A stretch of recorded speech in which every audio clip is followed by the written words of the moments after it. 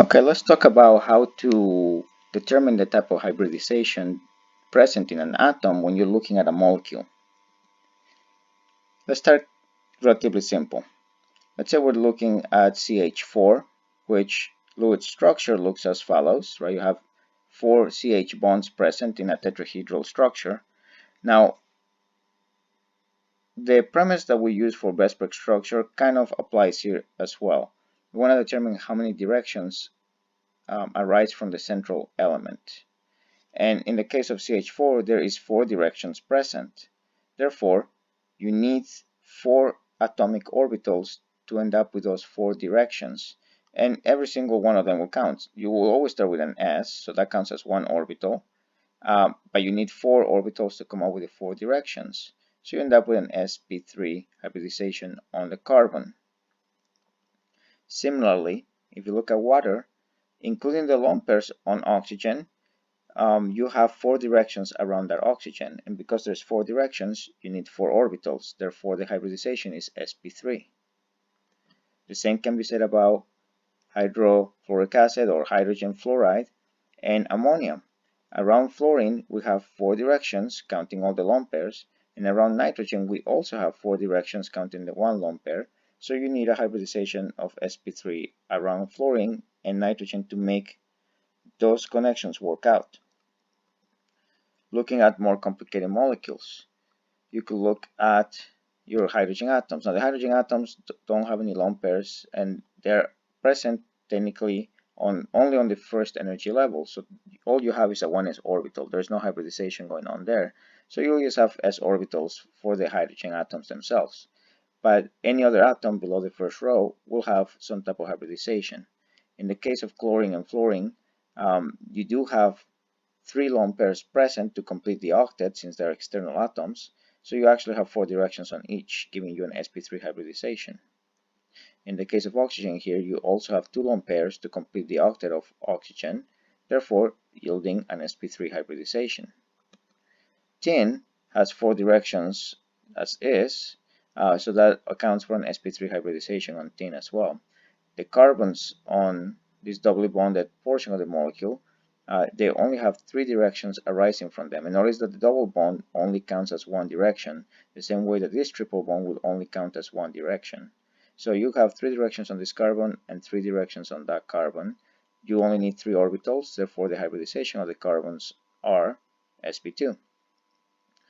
Over here, carbon has only 2 directions arising from it, and the nitrogen, the terminal nitrogen here, has to have a lone pair to finish its octet, so it also has 2 directions. So both the carbon and the nitrogen have an sp hybridization, and you could perform this task for pretty long molecules. The idea is that you ensure that the terminal atoms have a full octet, right? So the nitrogen here has connection to 2 hydrogens and connection to a carbon. That's 3 connections. You still need a 4th connection to come up with an octet. The sulfur right here has 2 connections, so you need to have 2 lone pairs for a full octet, and so on and so forth. So when you apply that logic and count the number of directions, you should find out that many of the atoms here have sp3 hybridizations. There's some that have sp2, which are usually the ones that contain a double bond. You can kind of see that here, double bond the nitrogen, double bond the carbon. They have sp2 hybridizations. And the same thing here for doubly bonded oxygen to a single atom that also has sp2 hybridization. And if you follow the technique to molecules, you might think they're like completely crazy. The idea is just you just look at them one atom at a time, and you can also find out the hybridizations of each one of them just by looking at the number of directions arising from it. This carbon has 3 hydrogens, that's 3 directions, and it has 1 direction towards the phosphorus, so it has 4 directions altogether and a hybridization of sp3. The oxygen right here has 2 connections, but it needs 2 lone pairs to fulfill its octet, so it has 4 directions altogether, and it's sp3. The carbons over here, they have 2 directions, but they have a full octet, so there's no need for lone pairs. So since you only have 2 directions, each one of these carbons has an sp hybridization. As you can see, the technique is actually not too bad and it's relatively mellow in terms of determining the hybridization of an atom. The ones where you have to be a little bit careful though is with elements that break the octet rule, expanded octets in other words. There you actually have to count how many atoms, or excuse me, how many bonds the element has, and for every bond you need an orbital. Okay, so here for phosphorus we have 4 bonds altogether, but you have 3 directions, so you only need an sp2 hybridization to make that work out. But when you start getting into trigonal bipyramidal shapes or octahedral shapes, that's when you're going to have to invoke the use of d orbitals to complete the hybridization. So just be aware of that. Okay, now let's talk a little bit about what happens when you start mixing these orbitals and what it entails in terms of the look. How does this look pictorially? Now the idea is this: for a second row element, you're only going to have one s orbital and 3 p orbitals. So you have 4 orbitals altogether. When you have an sp3 hybridization, all 4 of the orbitals are being used up, so you have nothing else left over. But when the hybridization is sp2 or sp, you have leftover p orbitals that are not being used. And the p orbitals don't just disappear, they're still present on the atoms.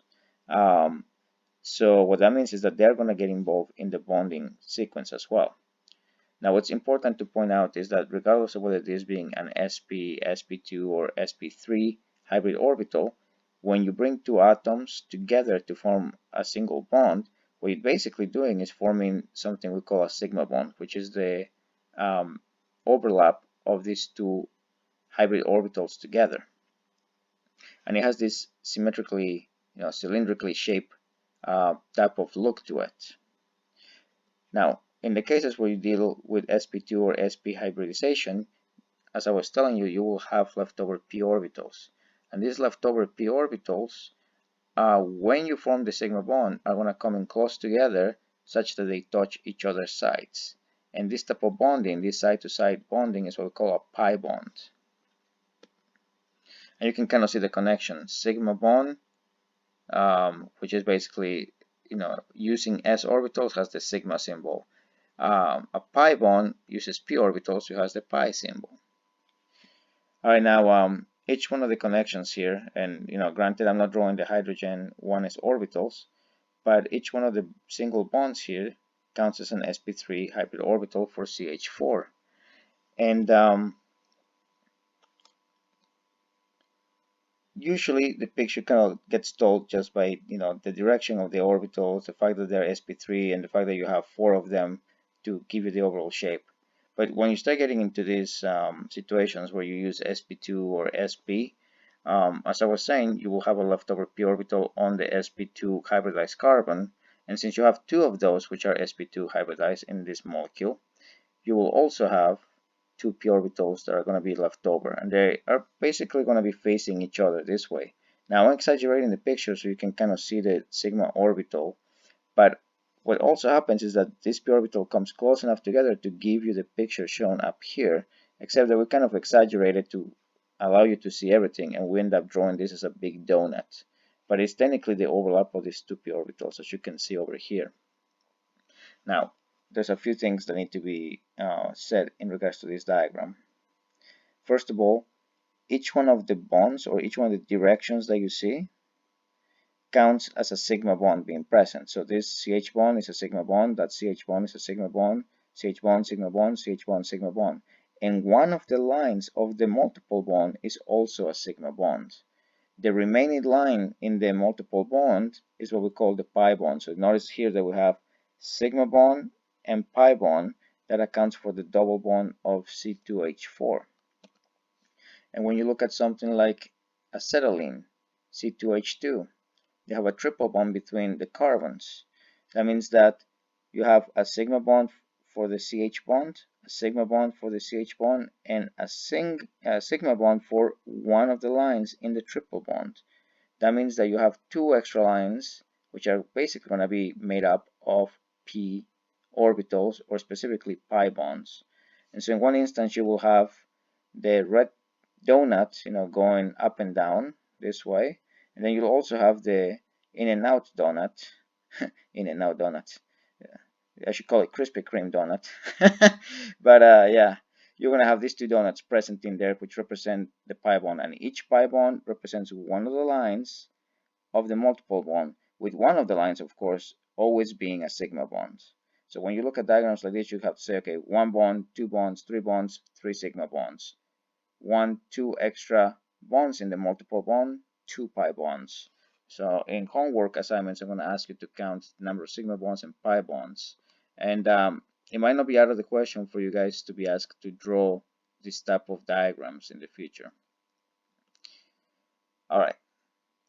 Now, the last thing that I'm going to say before I end this video is that the idea of having s orbitals in combination with the p orbitals is that you have a different tendency of interacting with the nucleus.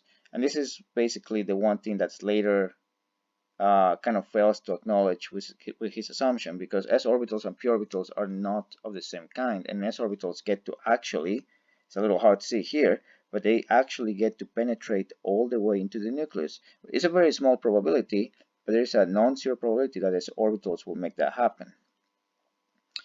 The p orbitals, not so much.